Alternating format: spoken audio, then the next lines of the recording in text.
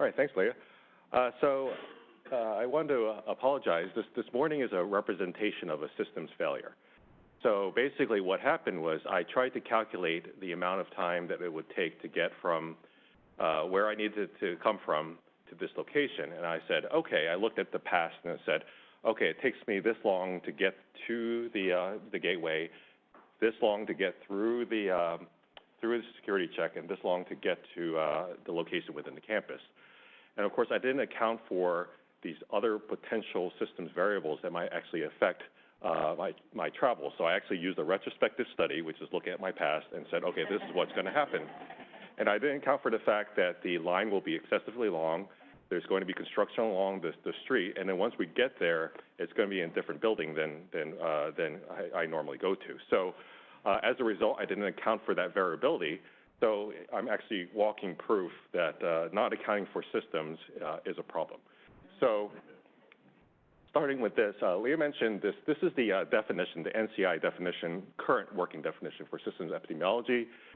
Cancer systems epidemiology is an approach to study cancer risks and outcomes that incorporate high-dimensional measurements from multiple domains, and there's some examples. And this approach may leverage advanced computational simulation and modeling techniques. So one of the things that we want everyone to do during this workshop is to think about this definition and think about how, does this apply? Does this capture everything that you want to capture in terms of cancer systems epidemiology? What adaptations may be needed? What additions and subtractions? So we can start with this, but certainly this is a fluid, at least over the next 2 days, a fluid definition. So why is there a need for systems epidemiology? So I used the example of here, coffee. So all of you have probably heard the back and forth about, is coffee good or is coffee less good? And there's mixed studies, right? So there's some studies which show that it's associated with longer life expectancy. It's associated with decreased risk of different types of chronic diseases and chronic conditions. And then there's some suggest otherwise that, for instance, there may be some potential chemical carcinogens in the roasting process, et cetera. So you'll frequently see these headlines. When I wrote this for Forbes, I was tempted to go along with all the headlines that say, oh, coffee makes you live longer, et cetera, because that's what gets the press. That's what gets the general public attention. But in actuality, these are just associations. And we know that there's so many things involved in terms of mediating the possible influence of being a coffee drinker and ultimately your disease outcomes. So for instance, if you're a coffee drinker, you may have more socialization, you may be walking to the local coffee store, you may be more likely to be employed. There's all these different things that might be affecting your risk of different types of diseases. And certainly these large epi studies which look at these gross correlations and associations are helpful in terms of discovery, in terms of saying, okay, we may want to look at these more carefully, but they don't necessarily answer the question, what is causing these effects? So this is a classic example of a need to delve deeper into the systems that are mediating the exposures and then the ultimate outcomes.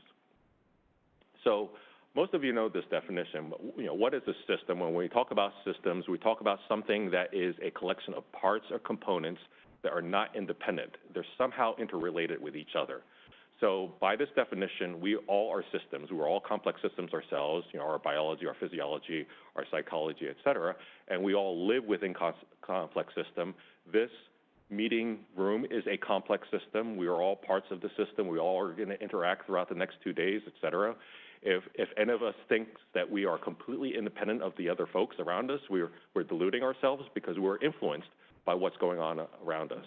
So accounting for these systems is very important. And so, but why are systems so difficult to understand? Well, first of all, I'm assuming that all of you are human.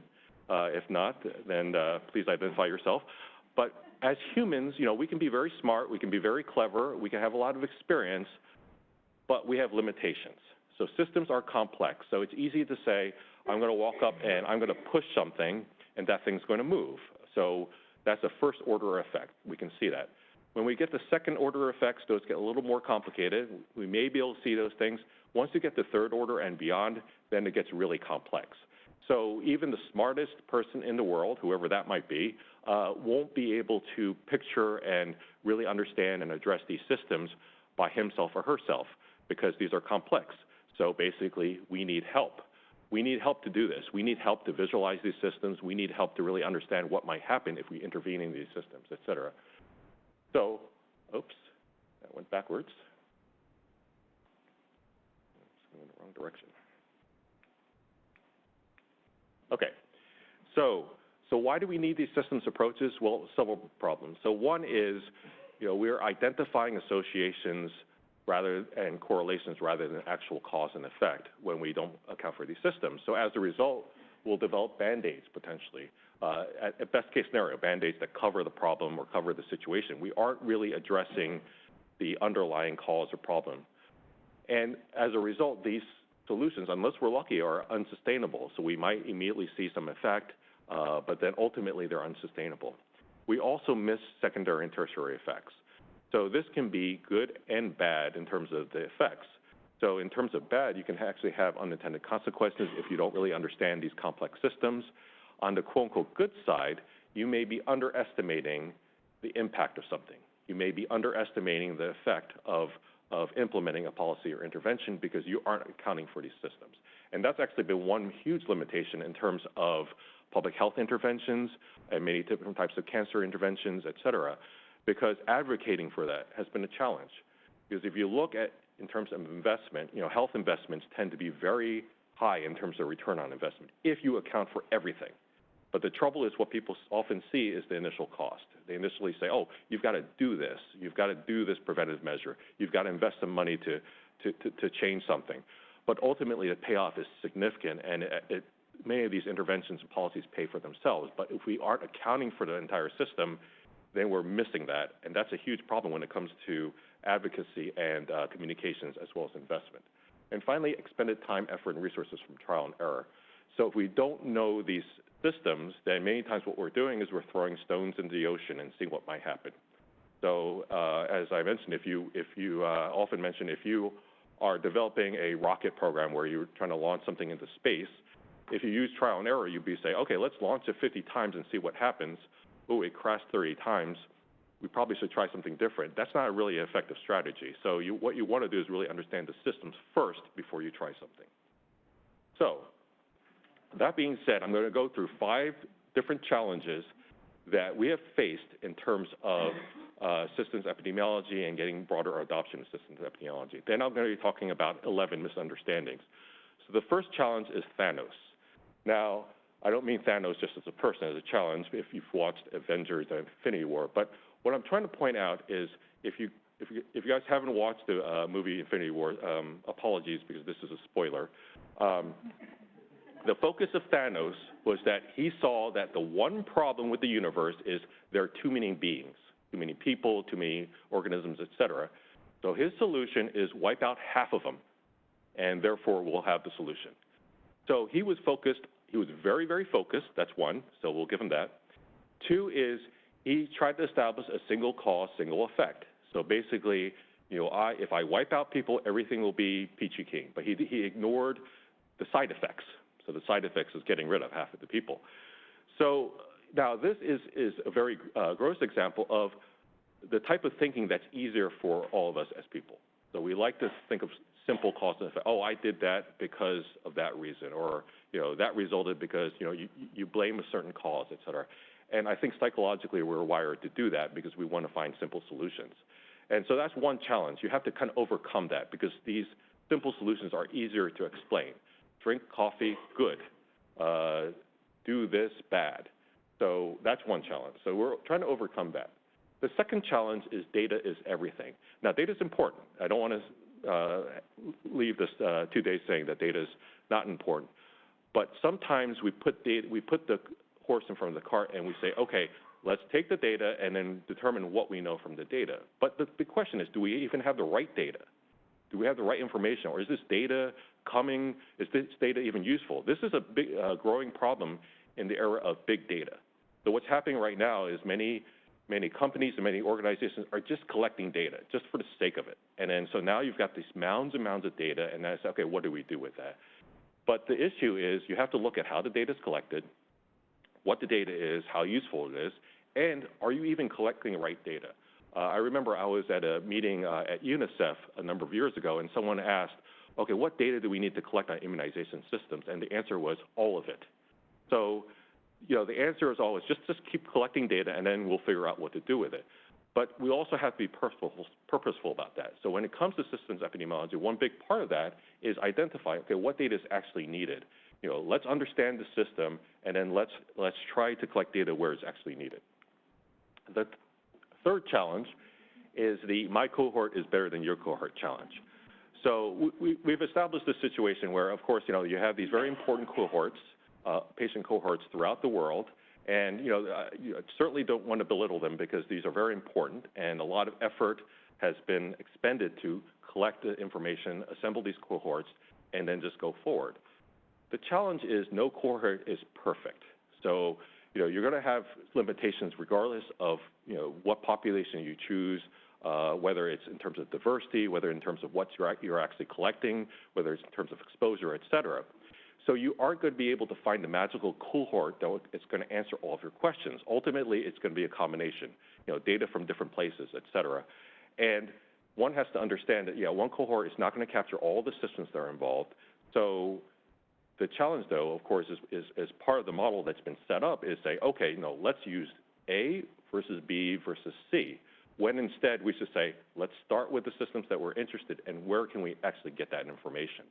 So this is another challenge to overcome. A fourth challenge is perfect is the enemy of good. So I've heard this many times where I say, okay, yeah, I understand. These systems are complex. Yeah, that's true. Yeah, I want to understand these complex factors, but it's so complex. So until we understand everything, that's everything, we can't start. So, people will say, oh, well, but how do you know this? You don't know the mechanisms to this, et cetera. The key with systems epidemiology, it's not like you're not going to get it all right at once. Like there's no way that, look at history. There's no field, there's no industry where they got everything all at once. But in many cases, what they did is they tried to understand the system as a whole and what we do know and what we don't know and start from there. So I want to emphasize that systems epidemiology is not the science of understanding everything right off the bat or waiting until you have everything and then you start. And this is also an issue with modeling, building models. If you wait until you have all the perfect data, you're going to be waiting a long, long, long time.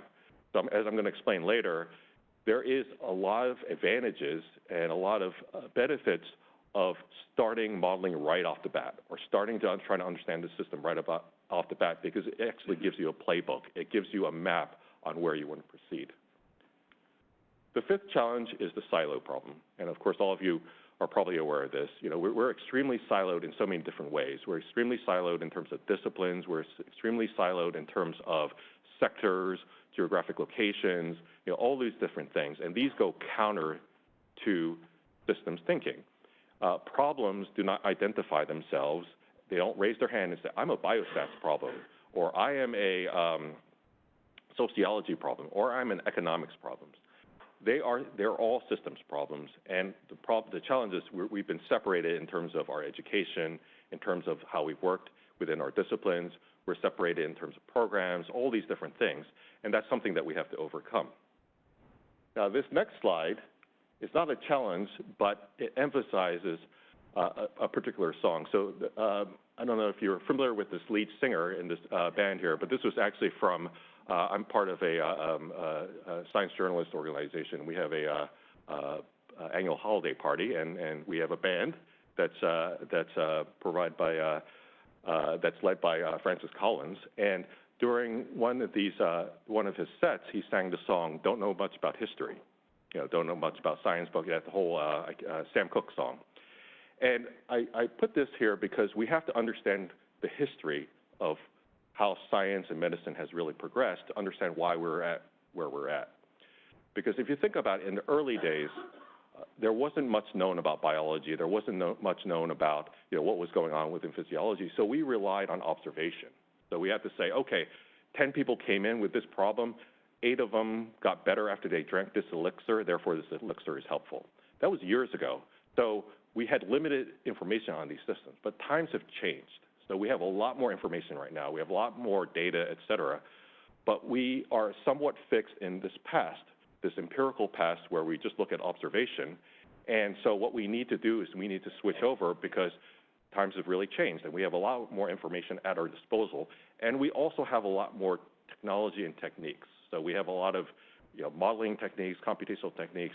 Nowadays, we can build a huge model that previously, 20 years ago or even 10 years ago, would have taken years to build. We can build that now and run that now, very quickly. So we need to understand that history is great, but we also need to shake our history in terms of that. So what are some of the misunderstandings when it comes to systems epidemiology? The first one is the dress you up problem. And this is the problem of, this is a buzzword problem. So every few years, there's a new buzzword.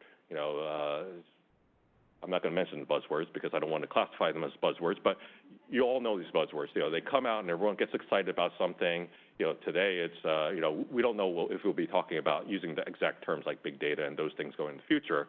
But there are these terms that come along and some of them stick, but then a lot of them sort of go by the wayside. And the challenge is, people during that period of time say, okay, yeah, let's adopt the buzzwords, but they still do the same thing. So they take the, whatever they're doing, whether it's research or policy work or whatever, and then apply these buzzwords, still do the same thing, and then they wait until the next buzzwords and they apply them. So that can help with funding or et cetera. I want to emphasize that systems epidemiology is not a buzzword. Systems are something that's here to stay. I mean, we might call it differently, in a few years if someone comes up with a fancy term, but it's here to stay. So the misunderstanding is, I've encountered this often. I'll mention systems work, et cetera, and they say, oh, that's just such and such, or that's just such and such, and they'll point to something in the past, which is not really what systems is. So I want to emphasize, by whatever name we eventually call it, this is something that's here to stay. The second misunderstanding I call boxed in, and this is based on this quote from George Box. And I completely understand and sympathize with why he said this, but it's also led to some misunderstandings. So he basically said, if you can read it, all models are wrong, but some are useful. This is a very classic quote that many people requote. Now, it's basically more like everything is wrong, but some things are useful. Because this can apply to almost everything. So this can apply to clinical trials, this can apply to retrospective studies, et cetera. Everything is an approximation. Nothing is perfect. Nothing is perfect reality. This quote has led to the belief that a lot of these computational approaches are sort of fake approaches, or they're art. They're not reality. And many times I say, okay, well, but what about reality? And we talk about RCTs as the gold standard, et cetera. But these are all the same. When you run a clinical trial, you're making assumptions. It's a particular population. If you run that clinical trial like 5 times, you might get different results because the conditions you aren't capturing everything. So we need to shake this feeling that certain things are real and certain things are not. Regardless of what methodology you use, and there's a huge variability in how different people use the same methodology. It has its strengths and it has its weaknesses. So we shouldn't classify particular methodologies as better or worse. You can run a terrible clinical trial and it can be completely useless, and you can have a very well-designed computational model which can be more useful, and vice versa as well. So that's another misunderstanding. The third misunderstanding is I use the term method man because are you familiar with the artist Method Man? Maybe I'm dating myself, but I just use that because sometimes when people think of systems, they think it's just the methods. So you have these computational approaches, and okay, let's do some agent-based modeling. I've had people come up and say, I really want to do some agent-based modeling. And I was like, okay, great. Applying it to what or doing what? And they're like, oh, I just want to use some agent-based modeling. So agent-based modeling is not like the toilet plunger. You don't just use it. It's actually like it fits in with a whole scope of things. So when we talk about systems, it's not just the methods, but it's also like the thinking. It's the approach. And as I'm going to explain later, you can use a systems approach to design a clinical trial. You can use a systems approach to design a retrospective study. So it's really larger than just the methods. Sure, there are plenty of methods that are available, and there's more methods that are going to be available in the coming years. But we have to remember this all fits within a milieu. So one of the things about systems epidemiology is also changing the mode of thinking. Okay, fourth misunderstanding is associations versus mechanisms. This is also an issue that arises when we talk about models. So I actually thought about putting a slide up here that shows, all the definitions of the word model. So, you've got fashion model, you've got airplane model, you've got statistical model, you've got systems models, et cetera. One of the key things with systems models is they're focused on representing the mechanisms that are actually involved in something versus associations and correlations. So whenever we're talking about any type of analysis or any type of study approach, we have to separate, are we representing or trying to better understand the associations, or are we trying to represent or understand the mechanisms? These are two very different things. Associations, again, with the coffee example, you run statistical analysis and you show that there's a correlation between this variable and this variable. Mechanisms is when you're actually trying to represent and saying, okay, I know that someone is a coffee drinker. Okay, that person may go to the local coffee store every day, and therefore that person is getting exercise walking to the coffee store. That person might have this type of social network, and therefore has this type of social support. You're actually looking and trying to represent these different mechanisms, so that's key. Okay, misunderstanding number 5 is throw some engineers at the problem. Okay, I tried to look for a picture of people throwing engineers, but I got some very weird pictures, so I just used this. So sometimes the thought is, okay, we've got some systems issues. Okay, let's find a bunch of engineers or computer scientists and say, oh, here's the problem. Can you try to solve it? Or let's just take some approaches and techniques that work in other fields and just throw at this problem because this sounds good. Okay, let's do some AI. One of my goals is to have an entire conversation just with acronyms. But let's do some AI on this, and let's do some SS blah blah blah, et cetera. The issue here is that we have to remember that that's doomed for failure, because there are certainly approaches and methods that we can take from other fields, but there are unique things about health. There are unique things about public health. There are unique things about cancer that may not be readily addressed by someone who is steeped in another field. So what you need is you need this hybrid understanding, of people who understand systems and some of these methods and also some of these issues. And we probably need to adapt some of these methods. So, and also, the other thing is, again, it's systems thinking. So it's not just applying methods, but you have to say, okay, are we accounting for the different systems involved? Are we approaching this problem the right way, et cetera? So it's just not a simple matter of throwing other fields at the problem. Misunderstanding number 6. This is what I call the crystal ball problem. So let me give you an example of what happened back in 2009. So in 2009, during H1N1 pandemic, I and our team were embedded in Health and Human Services, helping with the national response. So we were using computational models, agent-based models, and different types of models to help the government respond to the pandemic. So we would run these models, they would ask questions and say, okay, should we close schools? What should we do with antivirals? Who should get the vaccines, et cetera? So word about this got out, and then I would get these calls from the press. And so people from major media outlets would call me, and the first question they would ask is, okay, so you're running these models, how many people are going to die in the pandemic? And I said, okay, I'm not going to answer this question because I don't want to be that person that appears on all these major media outlets saying that, X number of people are going to die and I'm going to be wrong. So I explained, okay, the purpose of these models is not to predict the future. It's not to give you an exact forecast. What it's supposed to do is give you an understanding of the relationship and run different scenarios and see what might happen with these different interventions and policies under varying conditions so that you can understand these relationships. And the response was like, okay, yeah, got it, okay. Off the record, how many people are going to die? And I'd say, well, okay, then I repeat the same thing because I had media training, so I'd repeat the same thing, et cetera. And then the person said, oh, yeah, got it, scenarios, yeah, got it. So you're running different scenarios. So worst case scenario, how many people are going to die? And I was thinking, well, okay, worst case scenario, this is a horrible strain and everyone perishes across the entire earth, but I was not going to say that. So the key thing here is that many people think about systems approaches, especially modeling, as these like forecasting tools where it's going to predict the future exactly.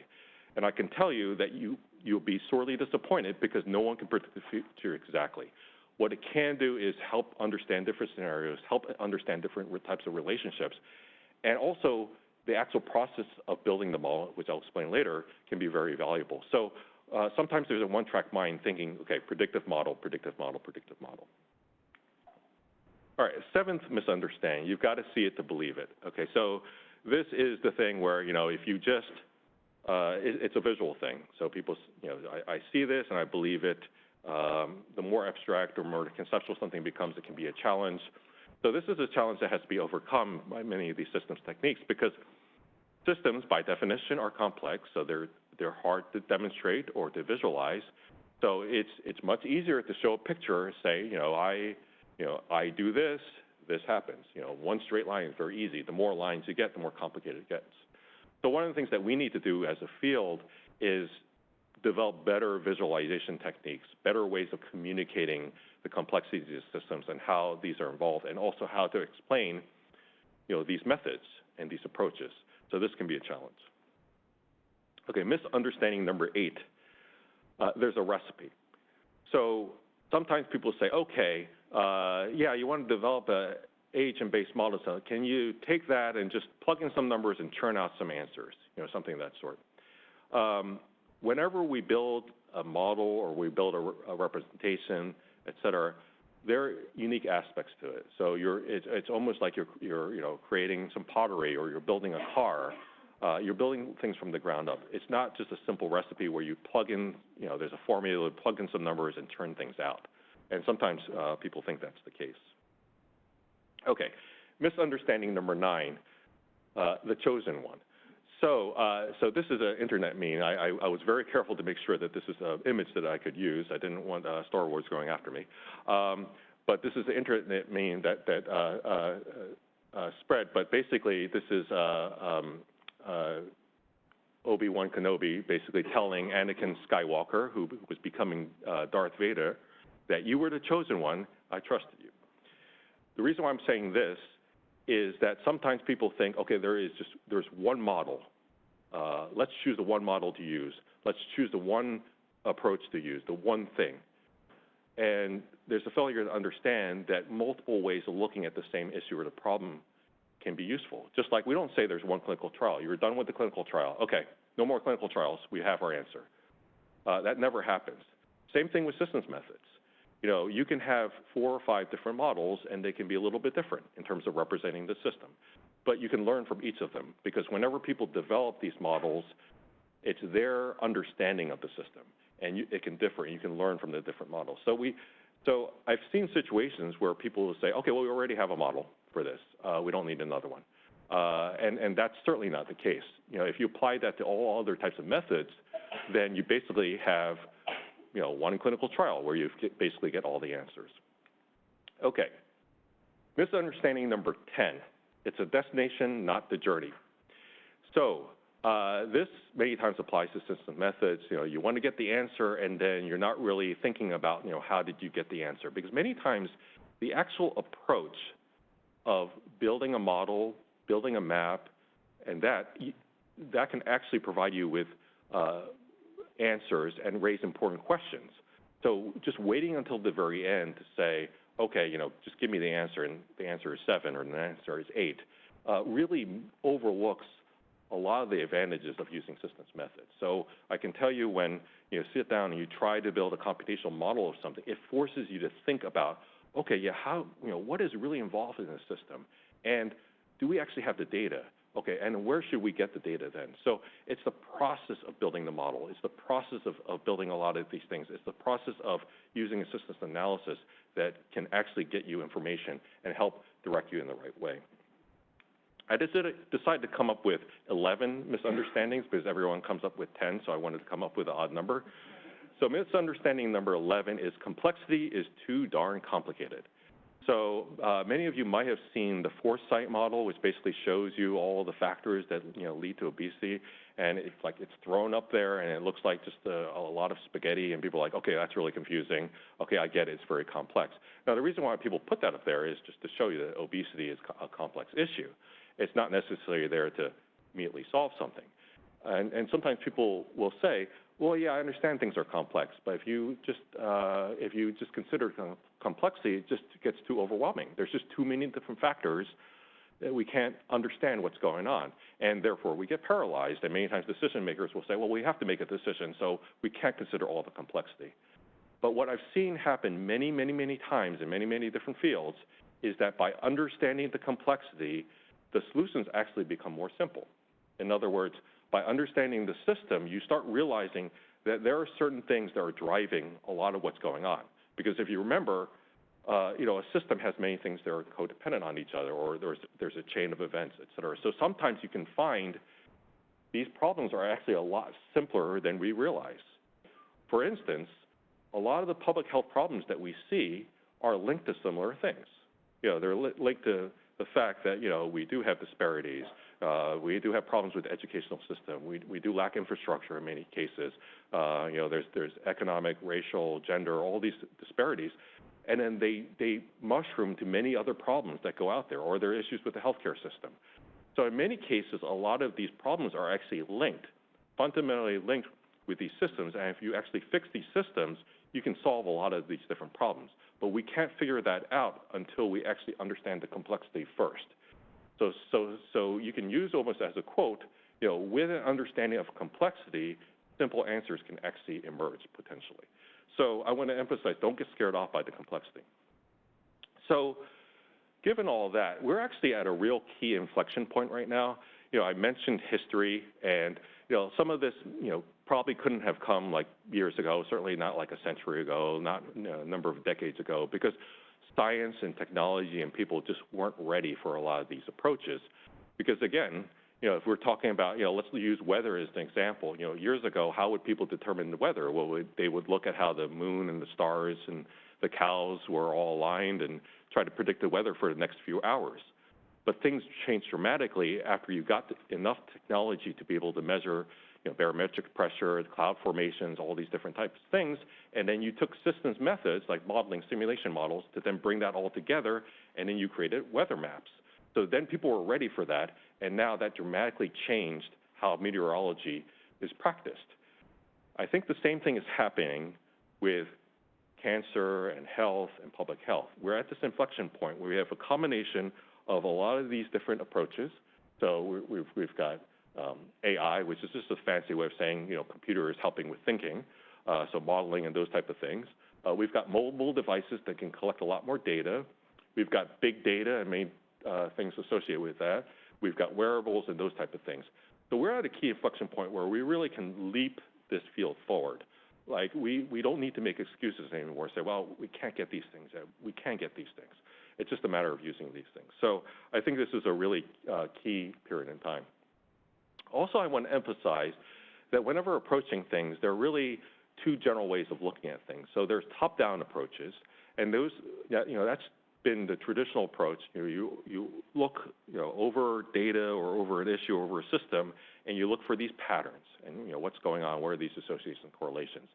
These are very helpful, and they can be helpful with discovery and help identify, okay, you need to look at these things more carefully.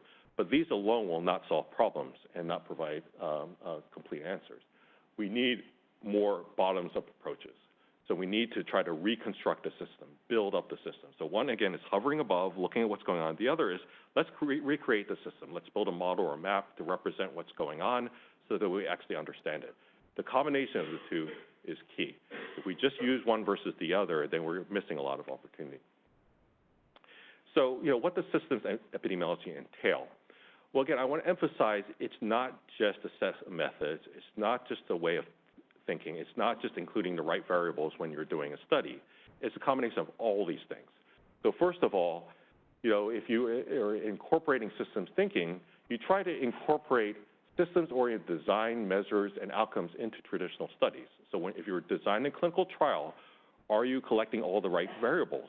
Are you actually looking at some of the social determinants? Are you actually looking at the environmental determinants? Are you looking at some of the operation features and those things like that that may be actually affecting things?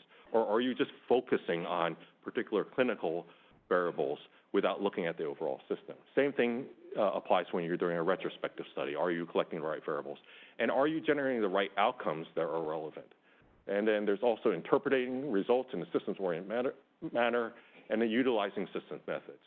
So I'm running out of time, so I'll quickly say that this is one of the key things. So this is the iterative process where you sort of convene multidisciplinary teams, develop different types of systems, models, methods, computational models, et cetera, that can help elucidate important relationships. It can help guide and prioritize data collection, so help design studies, test different policies and interventions, and that can help inform stakeholders. That generates information to help design and implement interventions. All of these things generate more data, and then you can update the models and get better and better. This whole iterative process is key. It's an iterative and not a linear process, and you're moving towards the solution. Again, you don't need to know everything to start with this. So that being said, here are some questions to get us started. So, again, as I mentioned, we are trying to determine, what's the definition of systems epidemiology. So this will be an ongoing question that we should consider throughout this day and tomorrow. How can these current challenges be overcome, the challenges that I mentioned, and what other challenges are there? So, certainly my list is not complete, so if you have suggestions of other challenges, please bring them up. And also, same thing with misunderstandings. So what other misunderstandings are out there, and how can we overcome these things? So I think if we can answer these questions over the next 2 days, I think we'll really make some headway in terms of better understanding how we can further advance this field. So with that, happy to answer questions.